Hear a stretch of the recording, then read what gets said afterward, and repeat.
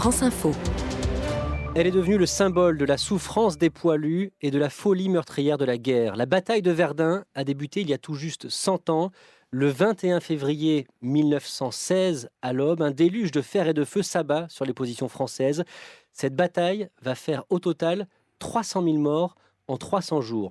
Un livre illustré de plus de 500 pages raconte aujourd'hui cette bataille. Ça s'appelle Les 300 jours de Verdun aux éditions Italiques, ouvrage réalisé sous votre direction. Jean-Pierre Thurberg, bonjour. Bonjour. Merci beaucoup d'être avec nous ce matin. C'est un plaisir. Beaucoup de documents, des cartes, des dessins, des lettres de poilus, des photos avec leurs objets, des vues aériennes de ces paysages lunaires. Que nous apprend ce livre sur Verdun ? Il nous apprend qu'il n'y a pas de limite à l'horreur, parce que les 300 jours qu'ont vécu les poilus dans ce petit territoire, dans le duel singulier qui opposait les Français et les Allemands, n'ont pas, je crois, d'équivalent jusqu'à ce jour. Depuis, peut-être peut-on parler de la bataille de Stalingrad, qui a été encore plus meurtrière et tout aussi terrible, voire plus. Mais il nous apprend, cet événement, que les hommes peuvent endurer à peu près tout et rester vivants. C'est d'ailleurs une des premières choses que diront les officiers allemands. Après le déclenchement du bombardement que vous venez de décrire, ils s'attendaient à prendre les positions françaises, l'arme à la bretelle, et à ne rencontrer devant eux que des morts. Eh bien, pas du tout. Les Français étaient debout, ils étaient armés, ils faisaient face, et même, quelquefois, ils contre-attaquaient. Quelle était l'idée, l'intention de ce livre ?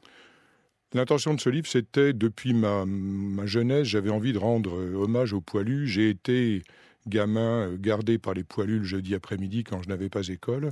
Et comme je n'étais qu'un gosse, ils n'hésitaient jamais à évoquer leurs souvenirs devant moi, là où avec des adultes, ils étaient beaucoup plus pudiques. C'était à quelle période ? Oh, c'était dans les années 60.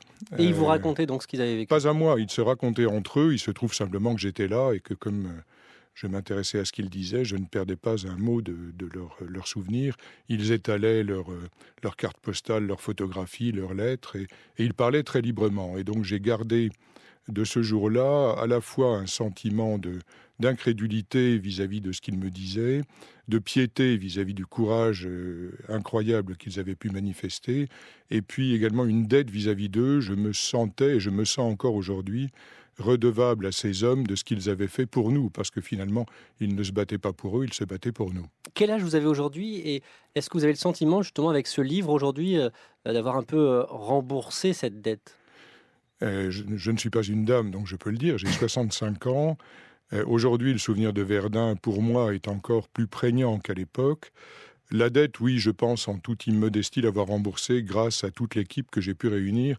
J'ai bénéficié de ce que les astrologues appelleraient une conjonction rare, c'est-à-dire en fait que sur le berceau de ce livre que j'avais rêvé, se sont penchées des bonnes fées qui étaient le service historique de la Défense, qui nous a ouvert ces dizaines et centaines de kilomètres d'archives, le mémorial de Verdun qui nous a ouvert ses réserves, Jean-Pierre Vernet, futur fondateur du musée de Meaux, musée de la Grande Guerre de Meaux, qui m'a ouvert très amicalement toutes ses collections, et puis des collectionneurs, et puis tout un tas d'anonymes et de bénévoles. Donc, grâce à cette espèce d'enthousiasme collectif, je crois que nous avons réalisé quelque chose qui, d'abord, est à l'honneur des poilus, ce qui était le minimum, et puis d'autre part, qui restera peut-être à l'égal d'un livre qui s'appelle Le Péricard, qu'avait publié après-guerre le père de Michel Péricard, maire de Saint-Germain, qui était considéré jusque-là comme le monument sur Verdun. Et le compliment qui me va le plus au cœur, c'est les lecteurs qui me téléphonent ou qui m'écrivent en disant « J'ai posé votre livre à côté du Péricard ». C'est un peu comme si quelqu'un qui écrivait un texte inspiré par Dieu était posé à côté de la Bible, vous voyez. Nous sommes dans un monde d'images, il y a beaucoup de documentaires, de films qui sont réalisés. Qu'amène l'objet, l'outil du livre pour raconter une telle horreur ?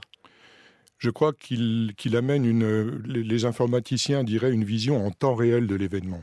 C'est-à-dire que ce livre, comme le titre l'indique, Les 300 jours de Verdun, nous fait revivre jour après jour, parfois minute après minute quand il y a des coups durs, ce qu'a été cette bataille. Et quand on se plonge dans ce livre, je crois qu'on a un continuum d'où on n'émerge pas comme on y est entré. Je crois que la vertu de ce livre...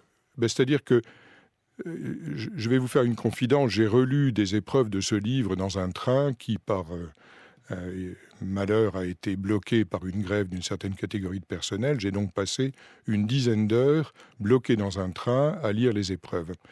Et je vous avoue que quand je suis sorti de cette lecture et que le train est reparti, j'avais vraiment l'impression d'avoir côtoyé pendant un moment les poilus au plus fort de la bataille. Et je crois que c'est un des avantages de ce livre par rapport à d'autres, c'est la part qui est faite au témoignage. Il y a un texte courant qui en lui-même satisfera les historiens les plus exigeants, puisqu'il s'agit d'une synthèse des journaux de marche et d'opération de tous les journaux de marche et d'opération de tous les régiments français qui ont été engagés, et ils l'ont presque tous été. Ça, c'est le texte courant, qui donne une vision des événements.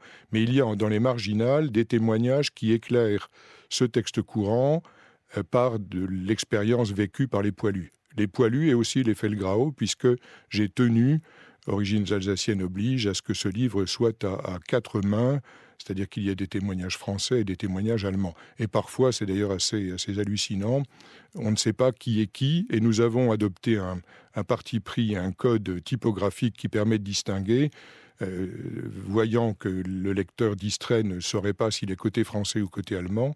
Nous avons mis des têtes de ligne en caractère gothique pour les témoignages allemands et en caractère romain pour les témoignages français, parce que franchement, il y avait de quoi s'y tromper. Preuve que les hommes qui étaient plongés dans cet enfer vivaient la même chose, quel qu'ait été leur uniforme. Ce livre s'appelle Les 300 jours de Verdun aux éditions Italiques, plus de 500 pages donc, sous votre direction Jean-Pierre Thurberg. Merci beaucoup d'avoir été avec nous ce matin sur France Info. Merci de ce coup de chapeau au poilu, il le mérite bien. Et on rappelle donc la bataille de Verdun qui a fait au total français et allemand 300 000 morts a débuté il y a tout juste un siècle. Merci beaucoup. Merci.